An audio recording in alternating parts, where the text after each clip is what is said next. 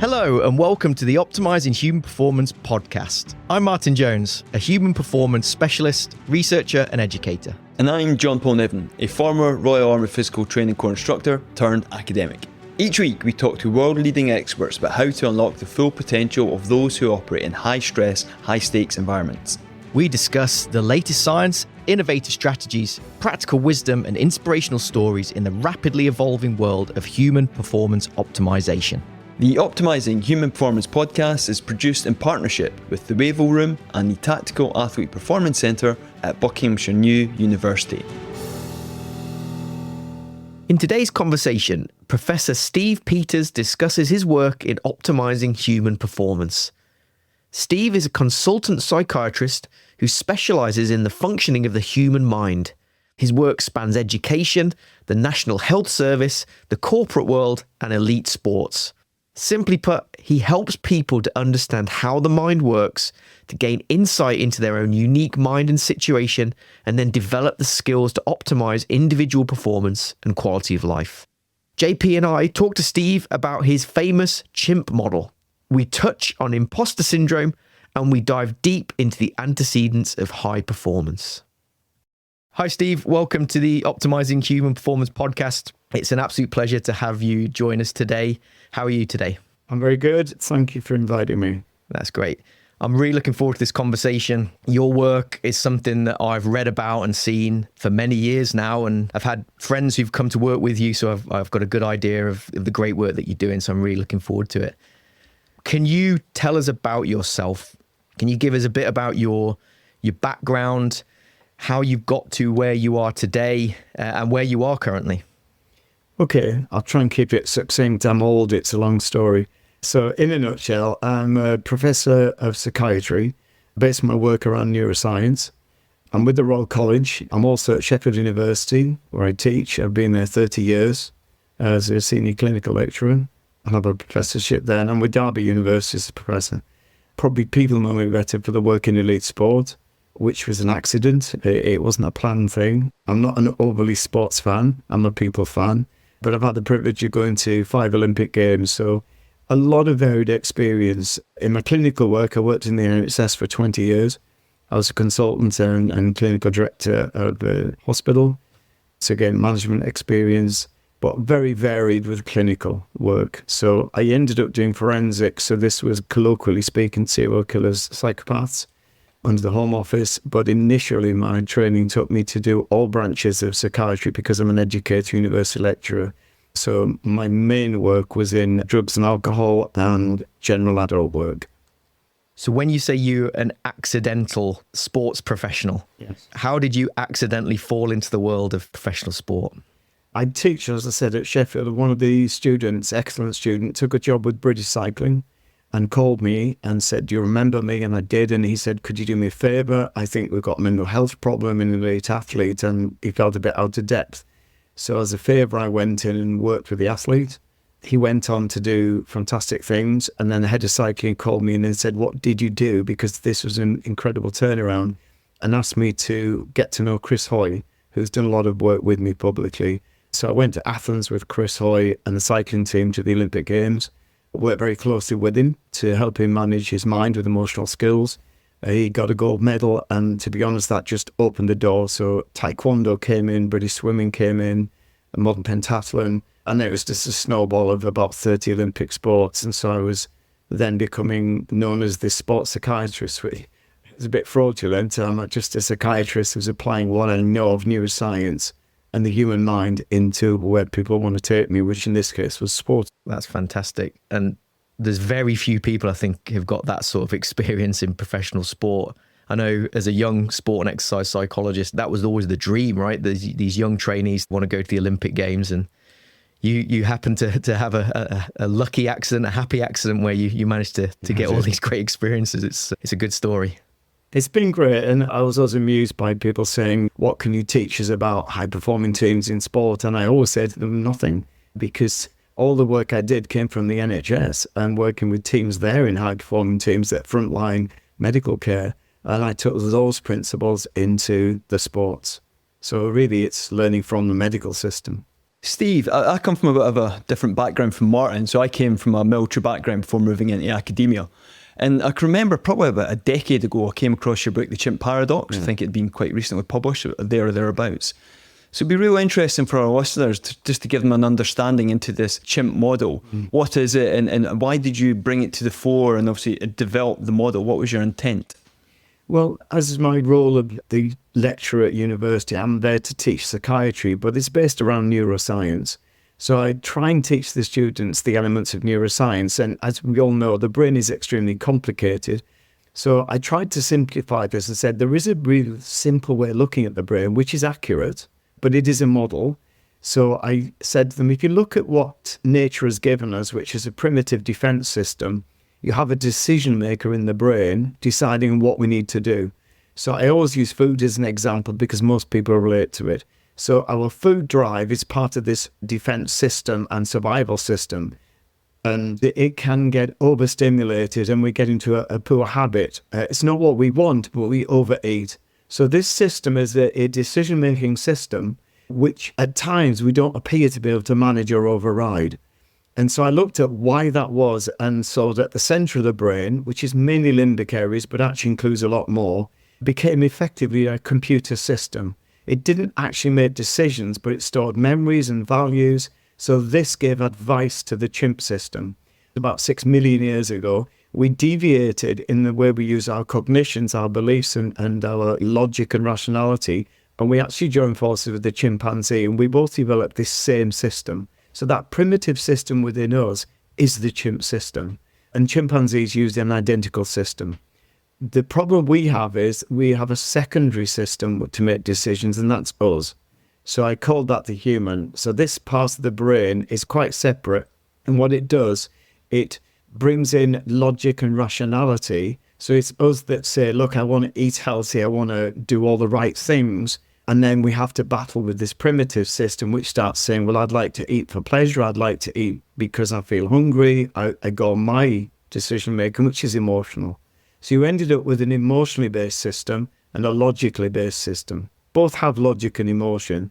And I call them human and chimp. So what we see is a bit of a battle in the brain, which most people related to immediately.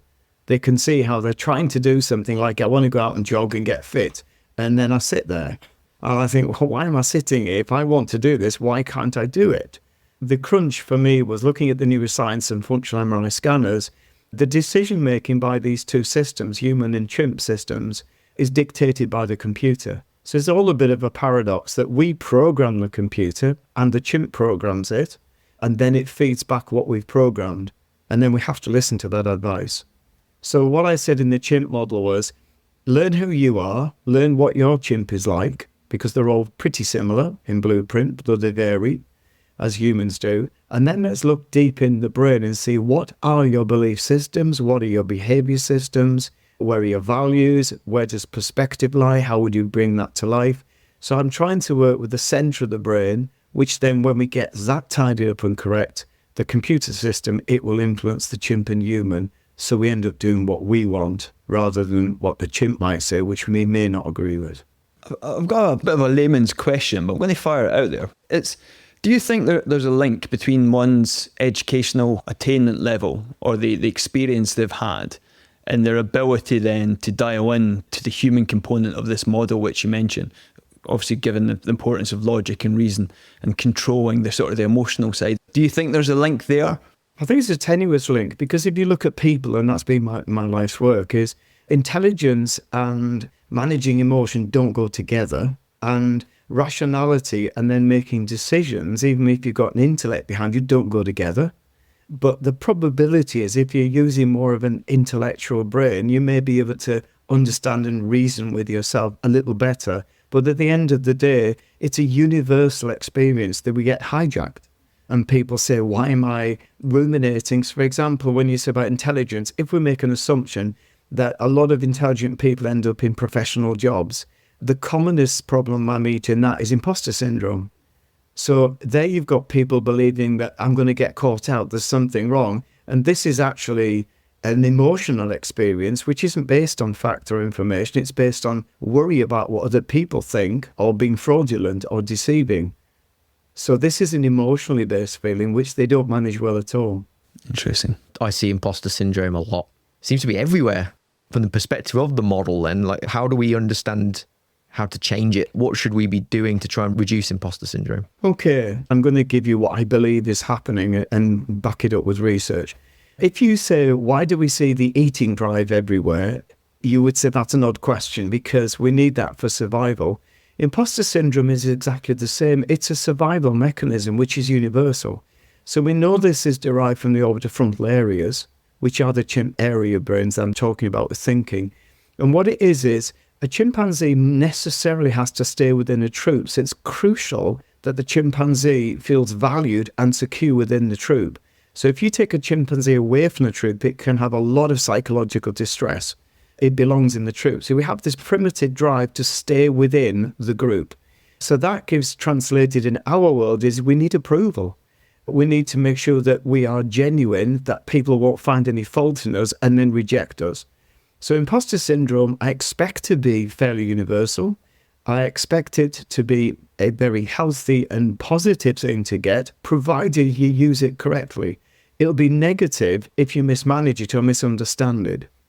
So it's a very good defense to say, can you make sure that you're fitting in with everybody else and you're being genuine and they won't find anything to evict you on? So that's a suggestion from the brain. It's not saying you are an imposter, and people interpret it that often, and that's where the problem comes. Instead of saying it's a suggestion to check out whether you're actually in the right place and have got the right skills and competencies. And if you haven't, then it's a call to action to upgrade on them. It's not a call to start panicking. We have to let the chimp brain do that. Our job as the human is to come up with answers and calm that down. We talk about like reframing the situation. Is that the human part of the brain is able to reframe and see it in a different way so that it's not a threat, it's more of an opportunity, and then provide us with opportunities to make some changes? Yeah, I sort of see it as being what nature intends. The chimp makes suggestions. And I think often people buy into the suggestion. I often joke with people saying it's a bit like having a child that says there's a monster under the bed. You know, your job is to say, look, there's no monsters. What you don't do is go, well, we better seal the windows. And that's what people are doing when they got imposter syndrome and they start to get these terrible feelings. They engage with the chimp's suggestion and say, I must be an imposter, so I feel terrible now, and then start looking for evidence they're an imposter. Instead, what the brain is intending us to do is the chimp suggests the human acts. So we intend that the human then says, right, well, let's look at what imposter syndrome is questioning and let me check on my competencies and skills. And it may be as a human, we can get perspective and say, maybe I'm not in the right position and maybe I don't have these skills and competencies, but that's not a disaster. That's just telling me I need to acquire them or I need to move on and do something different.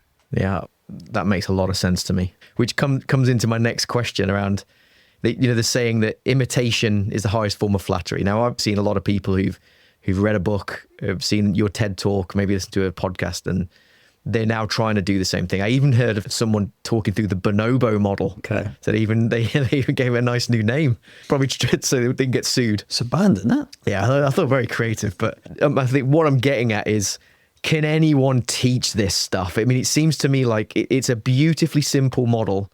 And I mean that as an absolute compliment, that people buy into it because it's so clear. It's easy to understand. It's easy to recognize in ourselves these different characters, I guess. Yes. Is it that simple? So we can just say, I'll go to the fridge and I eat that bar of chocolate. I know it's just my chimp. Don't worry about it. Or, I mean, it sounds like there's a real science behind this. It's part of psychiatric training. It requires a lot of knowledge to deliver this sort of treatment or practice. Yeah, I think it's simple to understand. So I work a lot with children, and the children pick this up very quickly and use it very appropriately, and they then start to manage their emotions. The devil's in the detail. You're absolutely right, Martin. When it comes to the depths of the model, it actually goes more and more and more into the nuances. So although it's a simple model to teach or to understand, I think people can be unstuck if they don't understand the nuances of the model and what the neuroscience is telling us. So simplistically, yes, but there are certain things, for example, it sounds like semantics, but if you reflect on it, it makes sense that we cannot control the mind. We can't do that. It doesn't allow us. Neuroscience teaches very clearly that the chimp is in charge, very clearly.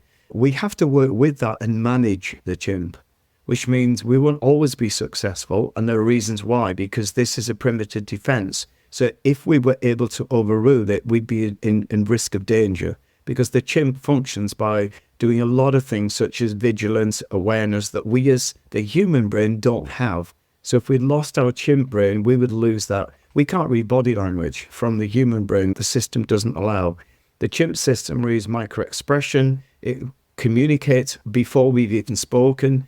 It reads people. So I think the depth of the model, which I know some of my mentors who've been with me 10 years say, you never taught us this bit before. And we're just still going through neuroscience and research, and there's such a depth to it. Now, neuroscience is a fast-moving field, right? It's come along at pace. Has the model evolved as we learn more and more about the brain? How have things changed from when you originally proposed this idea? I think when I gave the model out, as I said earlier, it was to just give people access to their mind in a very simplistic way. And as you say, Matt, if you go into too much detail, you get lost again and you can't apply it. But then what has happened with the model is, as things like imposter syndrome appear and say, can you explain this? And then I look back to the neuroscience and the research and think, okay, this is what's going on. So the more that I've worked with this, the more depth I've seen in the model. And obviously research keeps moving. Our perceptions as a neuroscientist, where my hat's a neuroscientist, we're shifting our beliefs around on this. So even as early as 2000 area, we had the limbic system, which we thought was this emotionally based system. And then we suddenly started to realize that actually it runs most of the cognitive work as well in us. It's not emotionally based. There are specific areas. We also recognize that one area will have multiple functions.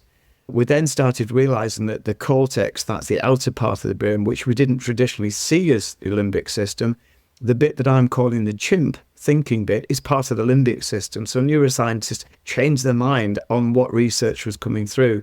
So it's like anything, you're constantly reading up on the research that's coming through and saying, how does this apply through the eyes of the model? So it's not for everyone, the model. It's for those who relate to it and think, yes, I could recognize this, and then want the depth of it. So it is ongoing, yes. I don't think it's developed much more than the chimp, human and computer. I taught it at the Sheffield Medical School and the students wanted more and more, and I stopped. So there's not a cult. We've stopped with 6 symbols because that's keeping it simple. That's what it was only introduced to do. But it's been a great journey with it. Steve, it'd be really interesting just to maybe go into a bit more depth on the model, or just to understand some of the mechanisms, coming at this as a layman. So what's the roles of structures such as the amygdala and hippocampus? How do they sort of modulate the chimp? What's the sort of interplay with those structures and their inherent role, and then that interplay with the human side and the computer, obviously those memories and those schemas which you already have in the back of our head? How does it all interplay? I'm just fascinated to understand. This is going to be complicated. You're probably going to regret asking that. The people are going to say, cut this bit out. The first port of call from the orbitofrontal chimp brain above your eyes and just behind them is the amygdala. But it's only there because it's got to fight, flight, freeze as a rapid response. And that's what it offers. It has many other functions apart from that. It stores a lot of emotional memory, for example. But keep it simple, it's fight, flight, freeze. However, at exactly the same time as the system is feeding back what to do in the situation, it gets modified in the pathway that goes from the amygdala back to the orbitofrontal cortex. And that pathway, we don't fully understand why, gives us a moral compass and it gives us conscience. So we know that in my previous existence working with what we colloquially call psychopaths, we know that that does not function in them. Whereas most of us, when we pass that message back to fight, it modifies it with values. Now, it depends what your values are and whether you've actually worked them out. So now we're saying it's going to be very unique the way those two bits work. But alongside the amygdala come in a lot of others. So the anterior cingulate gyrus is a part of the brain on the cortex which feeds back about whether something's dangerous, whether it's a good thing, whether it's a bad thing, the magnitude of it. The amygdala can't do that. I've given you 2. There are about 10 that come in very quickly to this system. And they all give it different aspects. I teach it almost like an orchestra. And the chimp brain conducts the orchestra and it will listen to some of it very clearly because it's saying emotional memory tells me this is really relevant.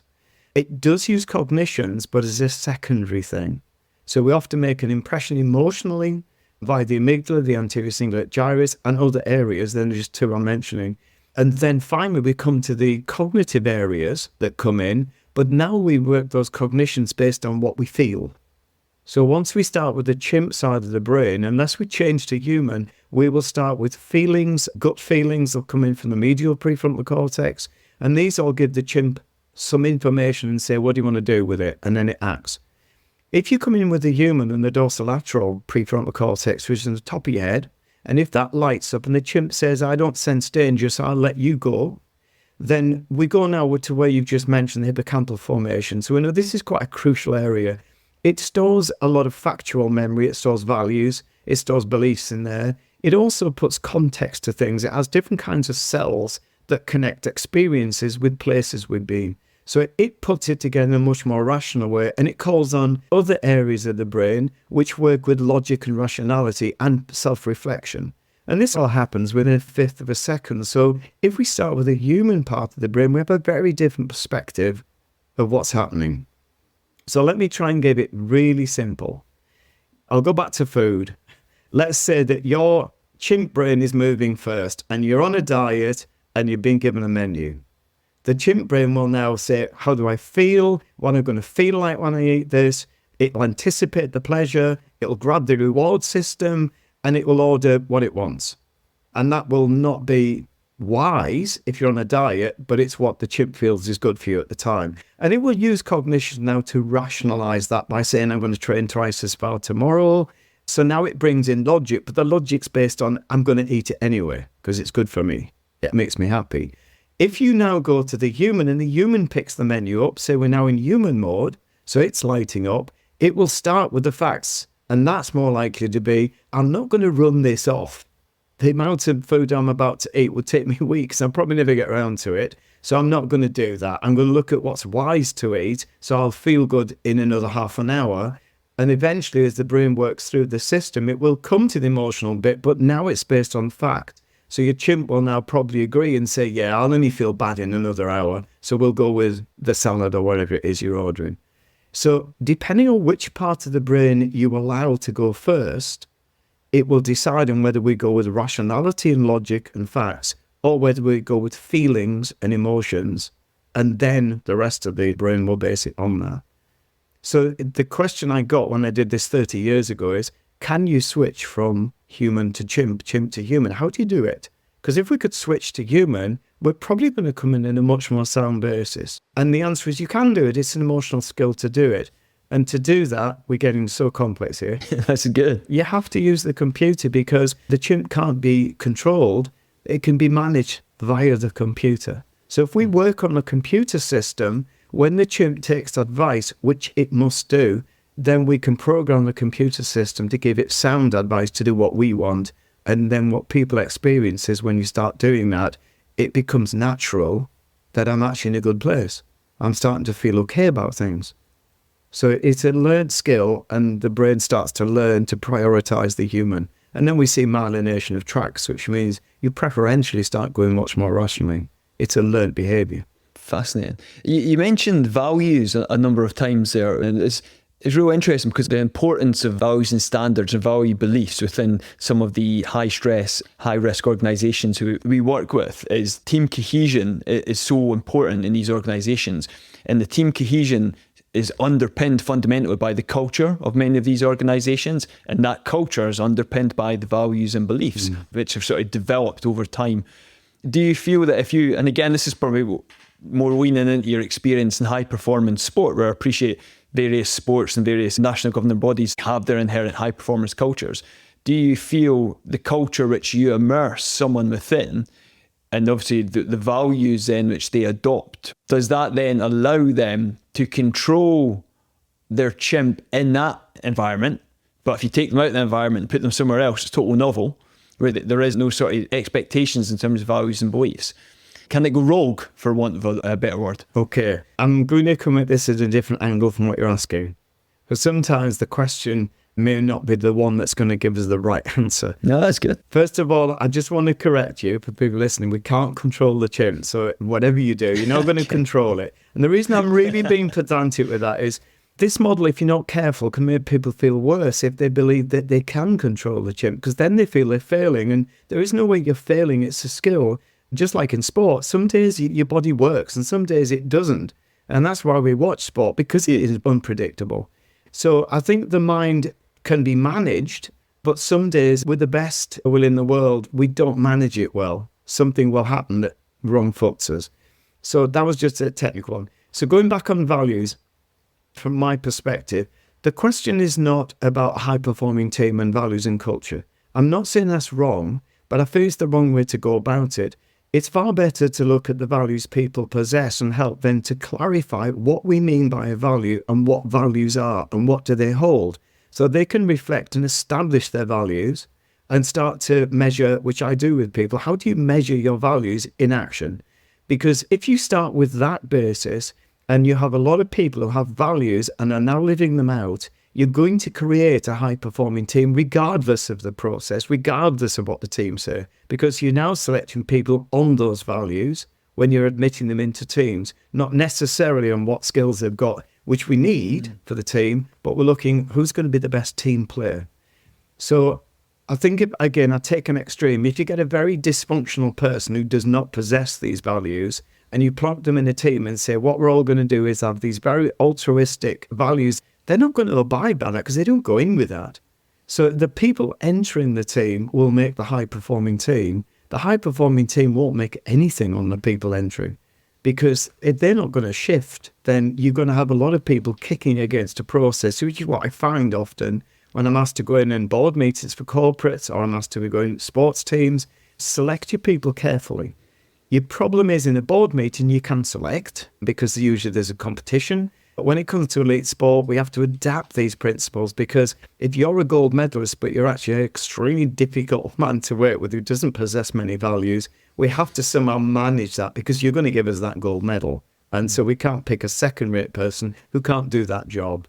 So again, there's devil in the detail, and I like to work with specifics because each team is very different. I'm going to come back to something you just said. Select your people carefully. In some of the organizations that I work with, I'm asked to help with selecting people.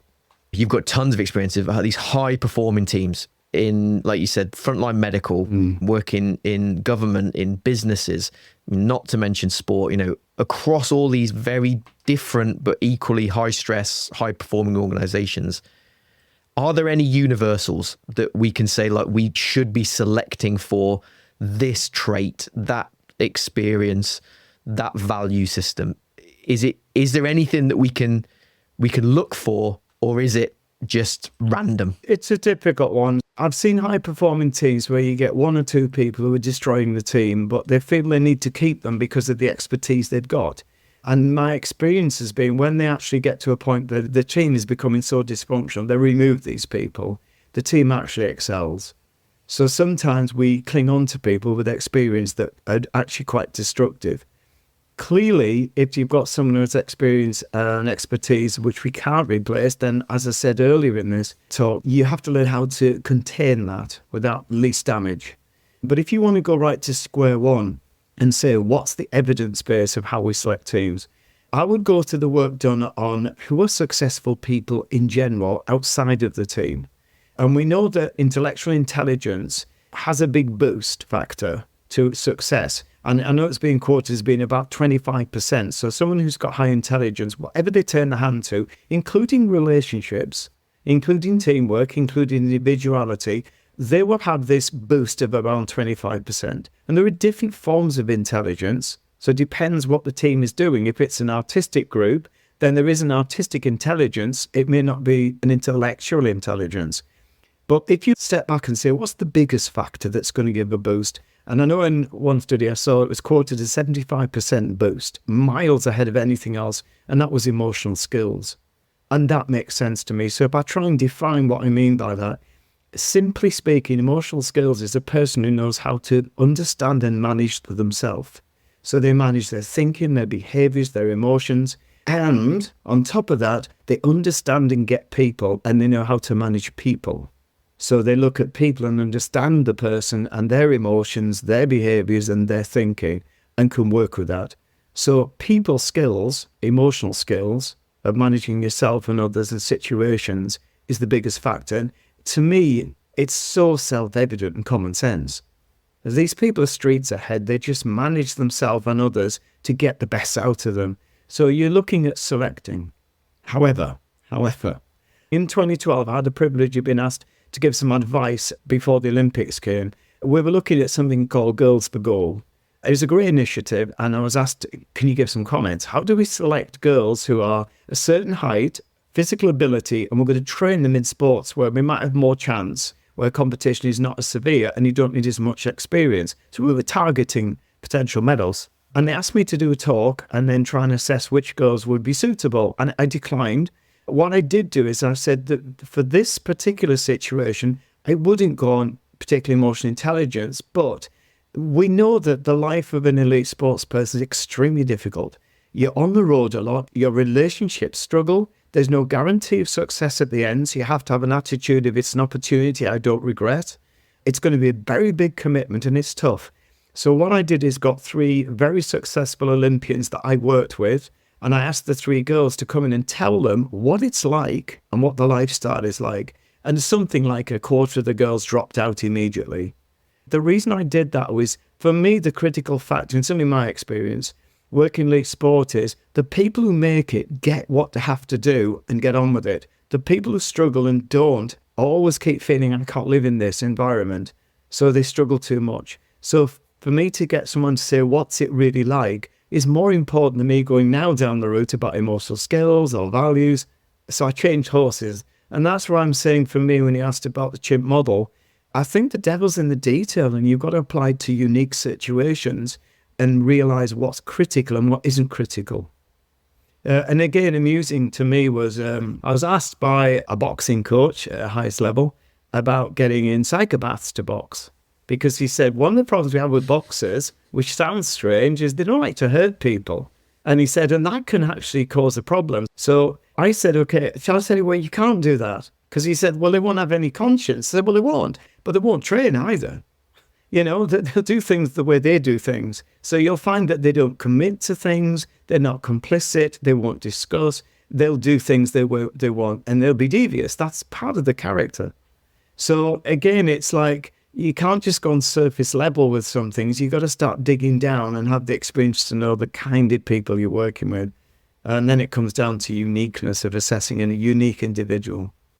That's ringing a lot of bells, especially that idea of, let people know the reality of what they're trying to do. There's books, TV shows, people think they understand what the life is, or the job. I mean, it is a life, it's a lifestyle.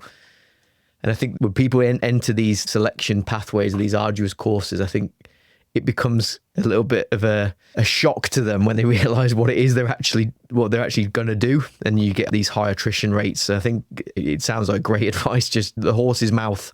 This is the job, this is the lifestyle.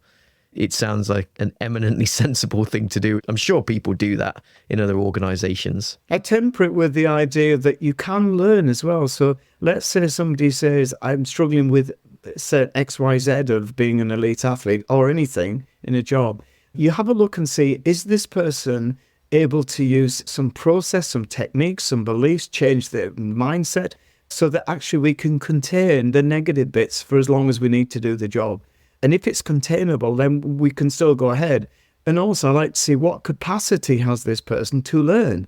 What capacity have they got to be flexible? If we look at that, you'll get some people who'll just be so good at adapting, and then they'll pick it up and run with it. So some people may start with a skill base of 90% emotionally savvy, and they need to get that extra 10 if they want to be in a great place, elite level place. Where some people I've found can start as low as 10 or 20% if we look at how we could measure it, but they can get to 100. Our evidence shows if we want to learn emotional skills, we can do so, and we will therefore change the way we present and the way we feel about ourselves. Fantastic. I've seen those people that ultimately they get to where they need to be because they're able to demonstrate coachability. The selection is not about finding someone who's the end product. It's finding someone who's able to become the finished product over a period of time, that they are adaptable. I think that seems to be a key thing in lots of high stress jobs. Can I pick that up, Martin? I don't want to miss this point because I think it's quite a crucial one. It's something I often have a battle with some of the coaches. When people come in and they're saying, I'm willing to learn and be flexible, this is basically like young athletes where we need necessarily to have a teacher for us and someone who's going to tell us what to do. But as the relationship develops, that teacher needs to start to come alongside their student as an equal. And eventually, particularly in sport and other examples, the coach needs to step back and be an advisor and a sounding board. The person needs to learn then to take responsibility. So my experience has been that we can start with people who are great and adaptable and flexible, but they have to also learn to mature where they start doing joint decisions. And finally, depending on what setting we're in, they need to take responsibility and accountability and use people appropriately as advisors. Otherwise, you end up in a situation where they're not actually developing. And if we're not careful about the coaches, may inadvertently keep them in an immature state in the role they're in. It's quite an interesting point there because it's beginning to highlight the differences between what we would call your sport athlete and arguably the tactical athlete, those who have to operate in these extremist contexts. Yeah. Because in those realms, we have a word called VUCA, volatile, uncertain, complex and ambiguous. And indeed, if you look at it from a military standpoint, it's about being able to deliver violence to your enemy. That's the bottom line. And that in itself it's didactic. Obviously, you're up against an opponent, competition, and it's a zero-sum game. You can't afford to lose. And if you are not adaptive, if you do not demonstrate adaptability nor resilience, you're going to get pinned in very, very quickly and potentially in a bad position. And not only for yourself, but also for those alongside you, because it's very much a team endeavour. But then you start to think task demands are so different. That's where we see the divergence, I would argue. And obviously, I think a lot can come from sport into the military or into these sort of tactical realms, broader speaking, but it's also appreciating that contextual difference and what's required to be successful, because I think there is a differential there. Yeah, and again, it's that uniqueness. I had the privilege many years ago of working with the police who were working frontline with very serious situations where it was life-threatening. And I'm going to take extremes. One police officer would say, if I know who the enemy is, I get hyped up, I now contain that hype and now go process-driven. And he needs that hype in order to get into the process-driven. However, the next guy says, don't let me look at the enemy, just let me go process-driven because I remain calm. I don't want to be ruffled because I can't contain that. So I can't go in with one process. I have to say, let's look at the options of what you could do. Which one do you think you resonate with? And then test the water. And then some people get insights to say, oh, it wasn't how I thought I'd react. Whereas others say, yeah, exactly as I thought. So again, I apply that within sport. It's very individual. So for some, again, I'm taking extremes. They go to the Olympic Games and I'll say, go outside and have a look at the crowd. And that gets them in such a heightened state. They're ready now. And now we get them to focus on process. Whereas others, I wouldn't dream of doing that because you won't get them out of the dressing room, you know? But we work on this for years before. It isn't on the day. I do emotional skill building for 2-3 years before an Olympics. So in the world of defence, let's say, we never know when the next conflict is going to come. It's not like an Olympic cycle. We can't say in 4 years' time, we're going to deploy you. We have to remain ready. There has to be a physical readiness, there has to be a psychological readiness. Is it possible to train these people in a similar way to you train an athlete with the predictability of a tournament or a date? If I'm working with a group of soldiers or sailors or aviators where the end point is unknown, can we train them in the same way? Or does it have to be fundamentally different because of the nature of the contest that they're entering? Right. I first have to confess, because I've not been in this situation, I don't want to say, oh, I would do this, because I don't know. This is new. So I'm going to have to make some generic responses to that to say, when I work with sports people, sometimes something will happen that's completely unexpected. So a referee makes a very poor decision. Someone from the crowd comes out and sabotages. A competitor breaks the rules. And so can you predict what's going to happen? The answer is not really no. But can you actually prepare for the unexpected? Yes. So I get athletes and we prepare for the knowns, and then I go through and say, right, let's go for some unexpecteds. And we then have generic responses that say, if the unexpected happens, we need to default to plan B, and this is how we're going to function in the event of something unpredictable. Because again, in my experience, there's always some kind of conflict at the Olympics, always some injustice, always something that goes wrong. So we need to prepare athletes to say, I don't know what it's going to be, but when it happens, how do you want to be? So I'm guessing I would go down that route to say, we don't know, but we do know we can prepare ourselves for the unknown and for the unpredictable. We can actually do a plan for that. That's great to hear. That's great to hear, because that is the kind of the approach that I personally take, and a lot of the people that I've worked with. It's the what if planning, I guess, is kind of what we try and call it. Yeah. I suppose it's that quote, isn't it? You don't rise to the challenge, but you sink to the level of your training. Yes. And if you're training whatever discipline it's been in, physiology, psychology, whatever you've done it, if you get to a real high level, when things start going awry, you're going to drop down to it, but hopefully it's at quite a high level. It'll give you the skills and tools to adapt quickly to the situation. Yeah. So when you're working in psychiatry, when you're training psychiatrists, I imagine there's very, very unwell people, and they might be violent, and they might reveal some pretty traumatic experiences. How do you train young psychiatrists to deal with the things that they might be hearing about, a horrific crime or something like that? How do you help these young doctors to deal with that sort of trauma? Okay. First of all, most of them will not be subjected to that. Clearly, tragedies happen. But if you take 100 people with schizophrenia, for example, 99% are no risk ever to the public, ever. So only 1% of people with schizophrenia are likely to be violent. And usually it's against themselves. It's not against the public. So I think we need a little bit of perspective. But that doesn't eliminate that potential for the 1%.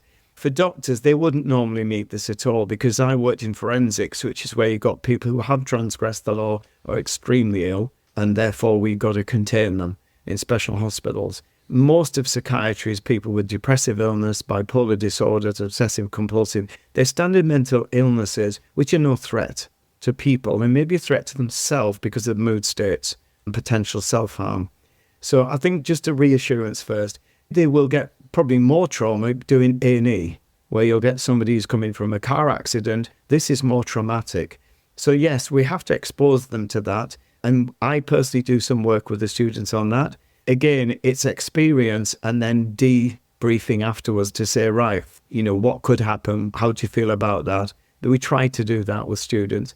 I'll probably get shot for saying this. I don't think we do a good job with doctors. I think we're just left to our devices. You just go through the system. So I think most doctors would probably say to me, I've never, ever had any support advice on dealing with something traumatic that I've actually seen or dealt with. If you had a magic wand, or you had unlimited budget and you had the power to change that you could say, I'm going to go to paramedics, frontline medical, military, these jobs that are likely to experience some pretty nasty things. And you're able to create a training program to help these people.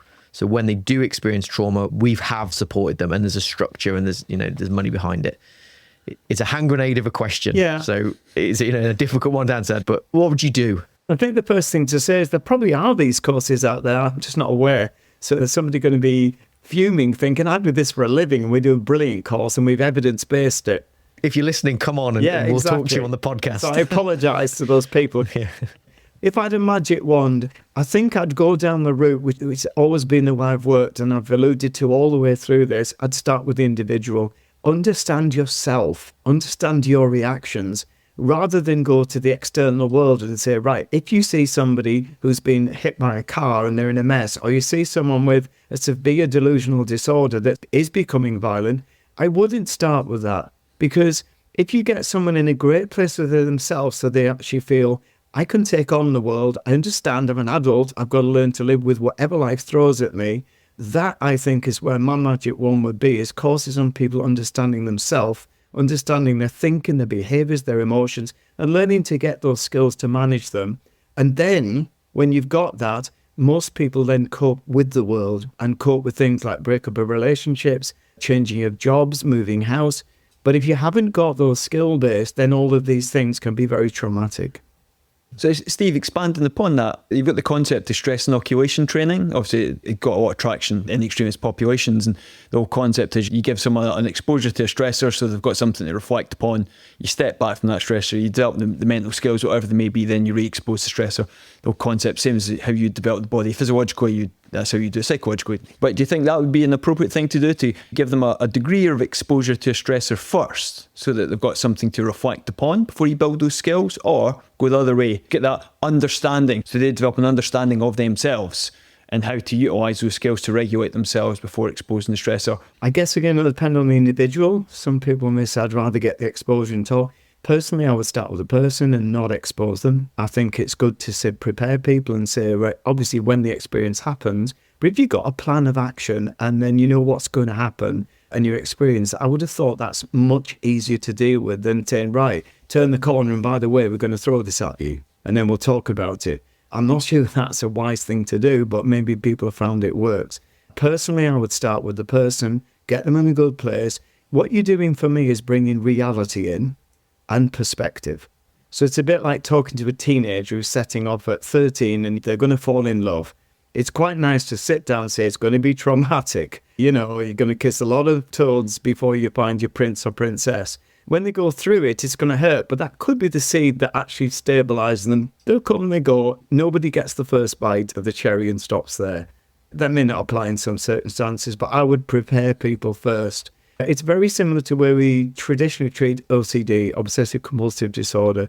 You can either do it systematic desensitize, which is like a kind of way of saying we'll step up expose you to what you're fearing and we'll work very steadily till you overcome it. Or we can do flooding, we just take you and throw you in the deep end and then you learn to swim. And either one have been shown to work. Personally, I think it's much nicer to go steady and get them to work through it. Can we loop back to something we talked about earlier? You talk about beliefs and values and things like that. There's a concept that is becoming more and more visible in the military predominantly, but it appears in many other areas. It's called moral injury. And the nuts and bolts of a moral injury is when people have a value system or a belief system, and then they're asked to do something that doesn't meet those values. So, for example, thou shalt not kill could be a belief, it could be a value. And then they have to kill somebody. If they're in the military, if they're protecting the people, they have to potentially do that violent act. And sometimes the consequence of that can be quite unsettling for them. There's a core belief, they've been asked to do something that doesn't meet that belief. Equally, it could be that they fail to do something that means that they've been pulled away from their value system, that maybe their value is about protecting the people around them and they're not able to do that when they need to. So my question is, how do we help people when their value systems that we teach each other as young people are pushed to the extremes because of the world in which we live in, because of some of these extreme jobs that people have to do? How do we help those people? This is a tough one. And again, I can only be generic because it depends on the individual. So I'm going to just be, again, very black and white. The values that we possess and work with give us peace of mind, because effectively what we're saying is I did the right thing. And when we do that, whatever situation we're going through, as long as we stuck to our values, we will find our mind is settled. It was the right thing to do.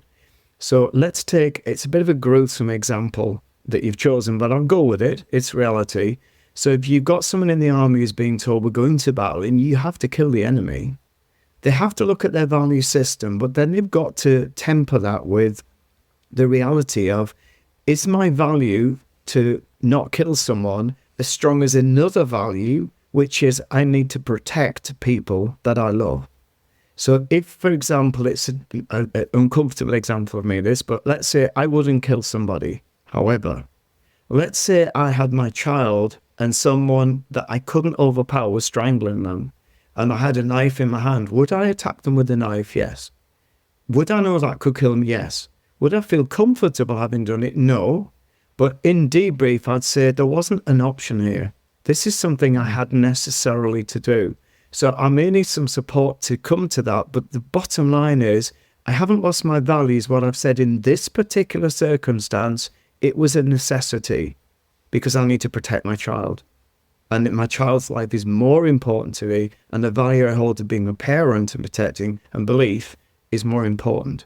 So I don't know individually what particular soldiers might feel in this situation. I have dealt with this in clinical practice. So when I first started, I'm very old, it was World War II. So I had World War II veterans that I actually worked with and did some abreaction to get information from them. Abreaction is where I actually used an anaesthetist to knock them out. I didn't find using the sodium amytal, which is like the truth drug as it is known, worked unless I knocked them out. So I would ask the anaesthetist, knock them out, and then when they're coming round, they talked. And then I would get unconscious memory that they found too painful. I would record that, then take it to therapy sessions and bring them back with it. And then I dealt with some lads who'd been in the Argentine War as well. Personally, I found at a small number that worked. And that would remove what they were experiencing with this trauma of conflict value against action. So it's contextualizing it before and after it happens. I do think even if you do it before, you still have to do it after, because it's one thing to imagine it, it's another to go through it. And if we don't process it in a correct way, I think this does lead to a lot of PTSD.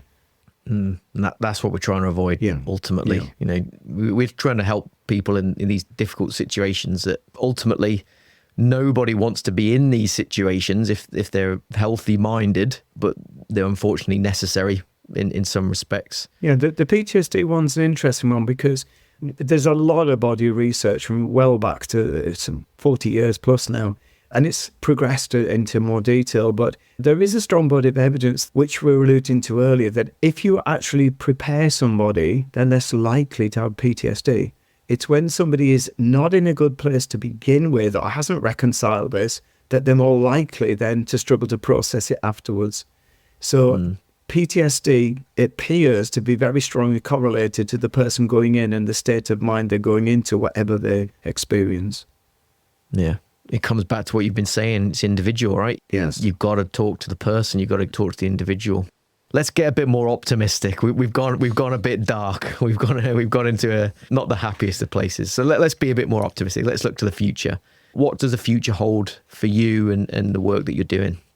That's a big question, because obviously I'm now in my 70s and you think, you can't go on forever. You're going strong, Steve. You're still going strong. I'm not going to intend not to. But realism is I've got to leave a legacy. I'm trying to do as much as I can. We're doing a lot of online stuff. I'm trying to do some courses to share this knowledge on my experience, and then people can take or leave it.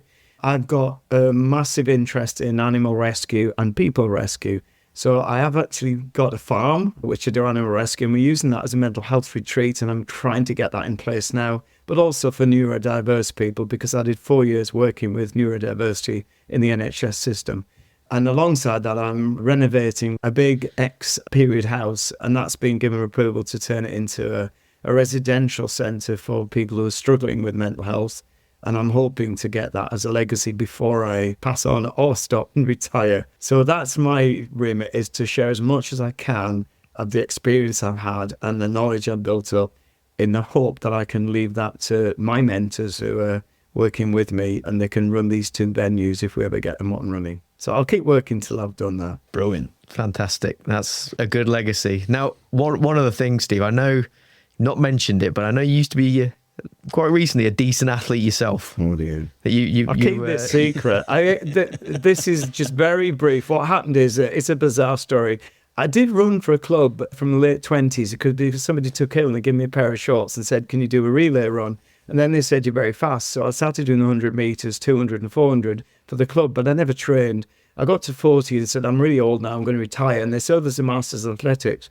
So I went to the Swan Song, but I actually won the British title. And they said, you're faster than you think. So I actually trained, this is bizarre, for 4 years. I hit the gym, I hit the track, I really tried.